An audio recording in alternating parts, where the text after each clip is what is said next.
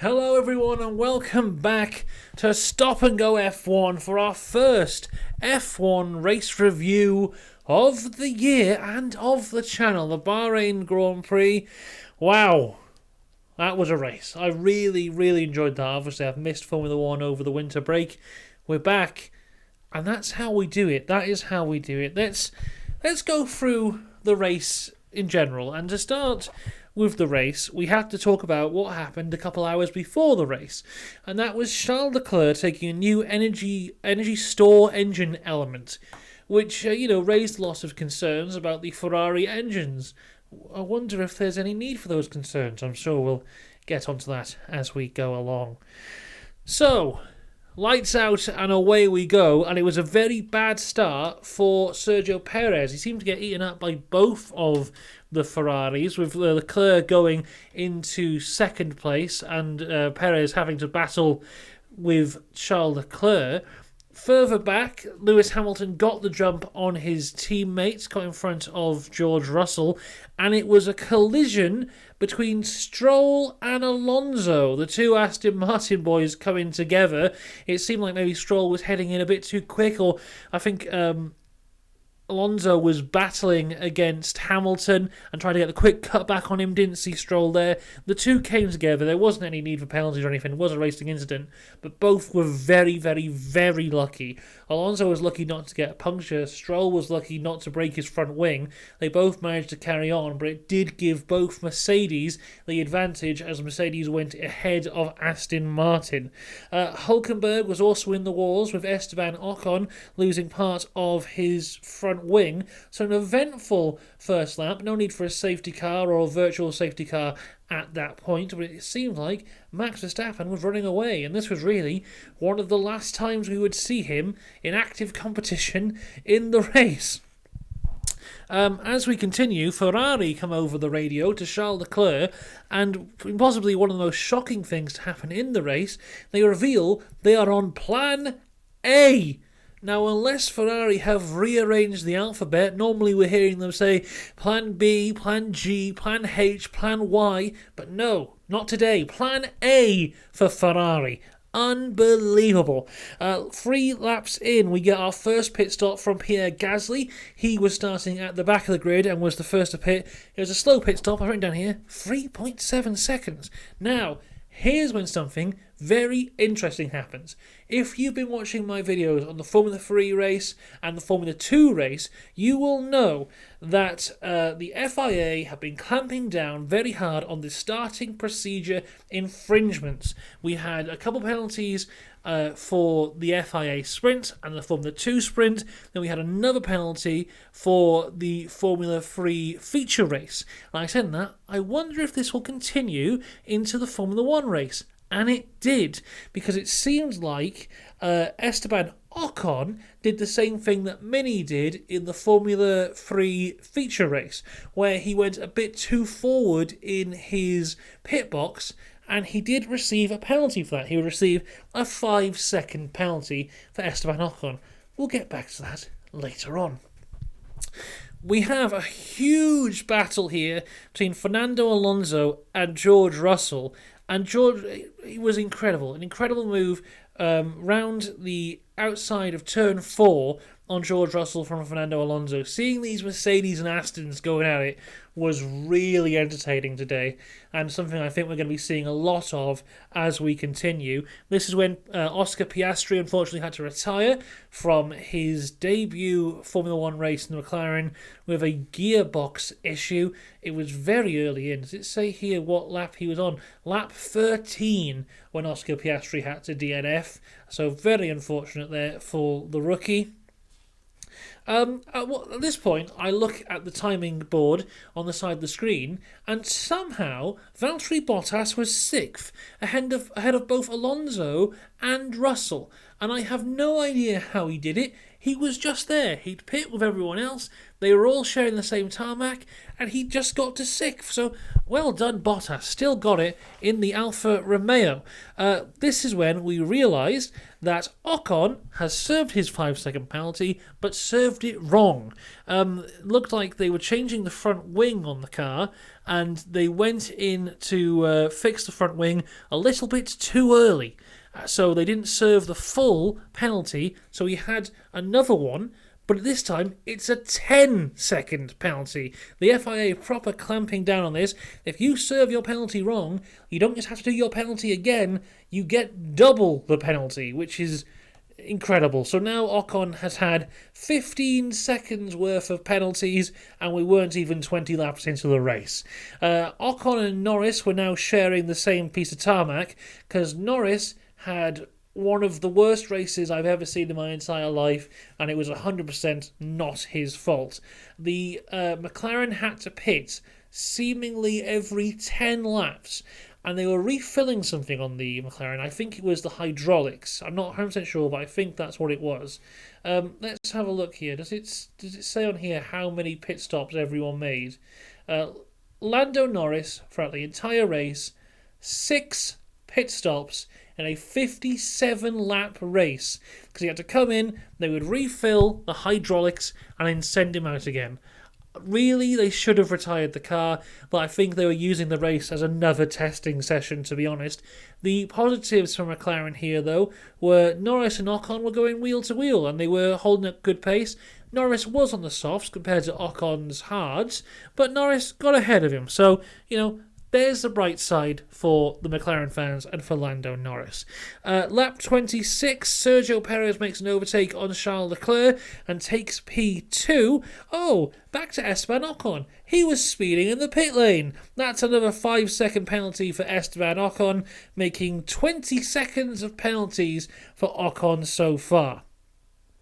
Now, lap 33, and we see Lance Stroll with his broken wrists and broken toes and broken spine and broken legs, and everything's broken in him, but he's challenging George Russell round the outside of turn 4, and he gets the job done. Fantastic move from Lance Stroll. Not the overtake of the race, though, for me.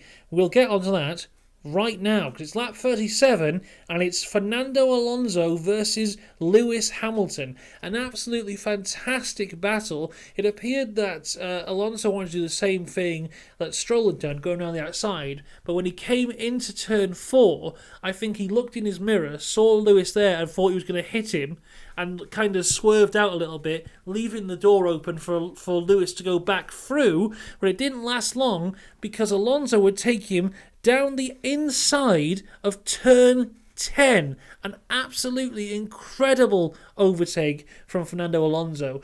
During the start of the race, they kept on popping up this thing, vote for your overtake of the month, which is new. So if I get to the time when I can vote for my overtake for the month, it's going to take a hell of a lot to beat that one. Fernando Alonso on Lewis Hamilton. Incredible. We go to lap 41 now, and it's when all the Ferrari fans turned off, because Charles Leclerc, currently he was at P3, driving pretty well. He wasn't too far from Checo, but he was kind of in his own race, when we see him going slowly, and his engine stops.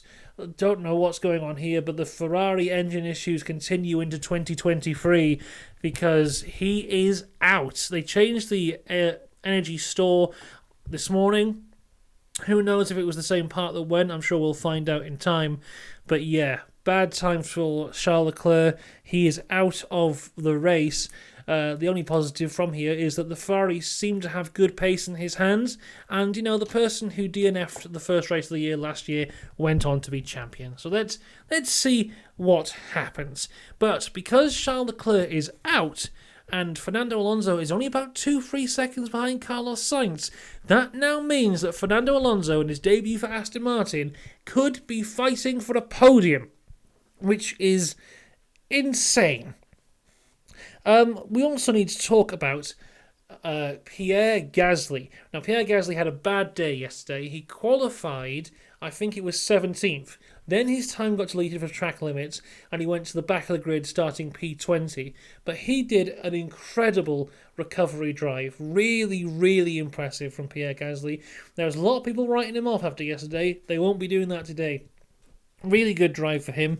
He ended up finishing 9th. We'll go through where everyone finished later on, but really impressive from Pierre Gasly. And on lap 44, his teammate Esteban Ocon decided to call it a day. 20 seconds of penalties, he's at the back.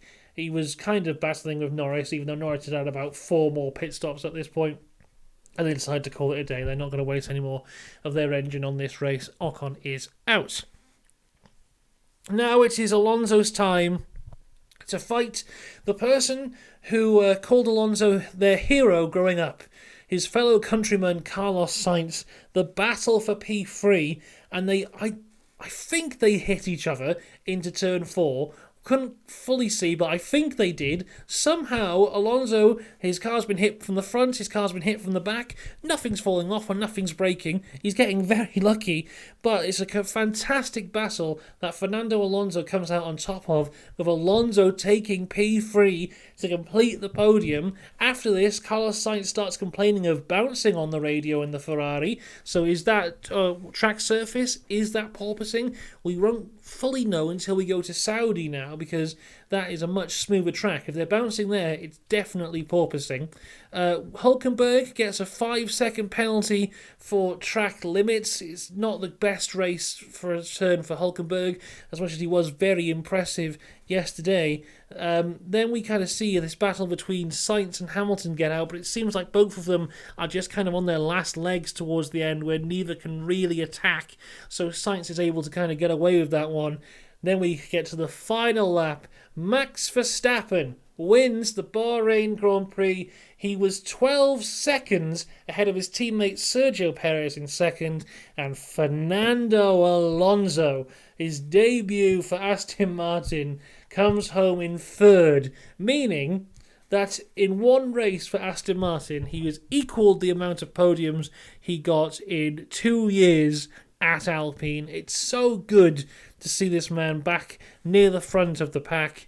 I can't wait to see what he does the rest of the year. He seems so happy there. His radio messages are great. Oh, it's so good for Fernando. And no surprise here, Fernando Alonso won Driver of the Day with over 50% of the vote. Wow. But, great news for all guys on the podium. Red Bull, this time last year, had just suffered a double DNF on the first race ever for Red Bull powertrains. 1 year later, it's a 1-2 for Red Bull. And Fernando Alonso makes up the podium. Fantastic race. I really, really enjoyed it. If this is what we're getting all year, as much I'd like to see maybe the gap that Max wins by to be a bit smaller, maybe a bit of competition there. Maybe Charles Leclerc could have challenged him later on. There's no real way of knowing there. But yeah, the entertainment that mainly Fernando Alonso gave us today was fantastic. I think let's just quickly go through everyone here. So Oscar Piastri, very unlucky for him. Who knows what he could have done in this race? Only 13 laps. And the McLaren, wow.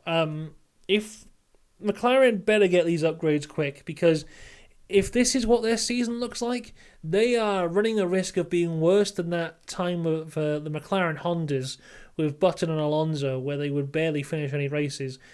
They've developed a Formula 1 car that can't finish a race unless it pits 6 times. It's ridiculous. I mean, it's not even a long lap. It's about 1 minute 30, 1 minute 35. How the hell is this going to cope in Spa when you're pushing the 150s, maybe 2 minute lap times? Awful for McLaren. Charles Leclerc and the Ferrari, wow, it's just the same issues as last year. He looks good, but the Ferrari has let him down yet again.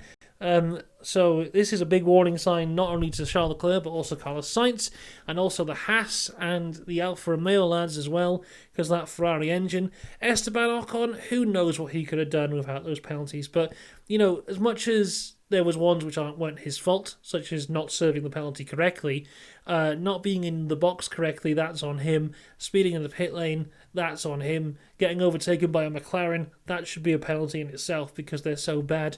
That's on him. Lando Norris, I mean, you've got to feel for him. He doesn't deserve this. But he did sign a 4-year contract, which was a bad idea. Zhou Guanyu finished in 16th. Now, interesting thing about Zhou, he was about 12th or 13th. Then on the second to last lap, they pitted him for the softs, and he got the fastest lap. Now, when he pitted, I thought, that's interesting. What's going on here? I thought maybe he had damage or something like that, but it didn't appear so. From what I can tell, Pierre Gasly had the fastest lap. And Alfa Romeo, I think, pitted Joe to take the fastest lap off Gasly and off Alpine, because if they're in a battle this year, who knows? That 1 point could mean everything.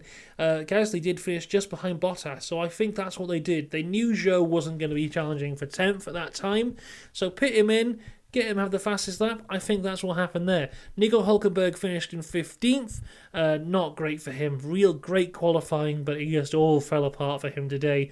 His wing took a battering on the first lap. Then he was just driving without half a front wing for the majority of the race. Then he pits, has to have the front wing changed. Then he gets a penalty. Not great for him. Nick de Vries was in 14th.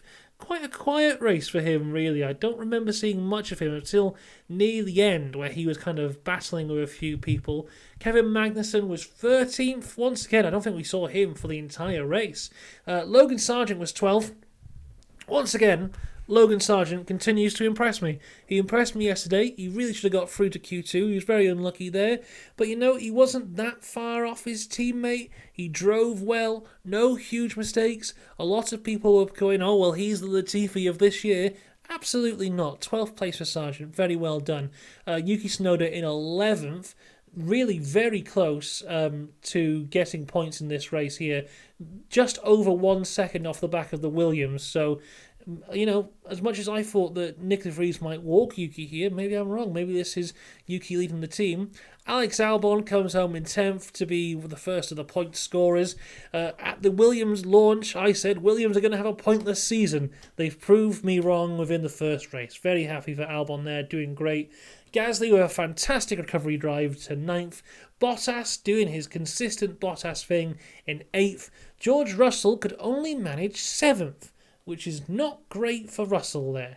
He would have really been expecting better than 7th place. He won't be happy with that. Lance Stroll, he's broken every bone in his body, but he got 6th place with the second best overtake of the race. Lewis Hamilton finished in 5th, but sounded very happy about it.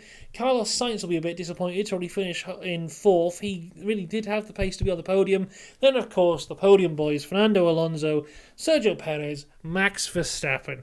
Wow. What a race. Very much enjoyed that. Right. I think either tomorrow or Tuesday I'll be back up here to do my driver ratings of 1 to 10 of everybody in the race. And if there's any breaking news or anything, I'll be back up here to talk about it.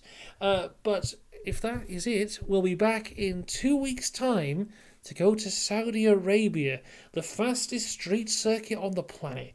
Very exciting, and I hope for more great racing like we saw today. Just tell me, who was your hero of the race? My F1 hero, Fernando Alonso today. So, I'll see you next time. Goodbye.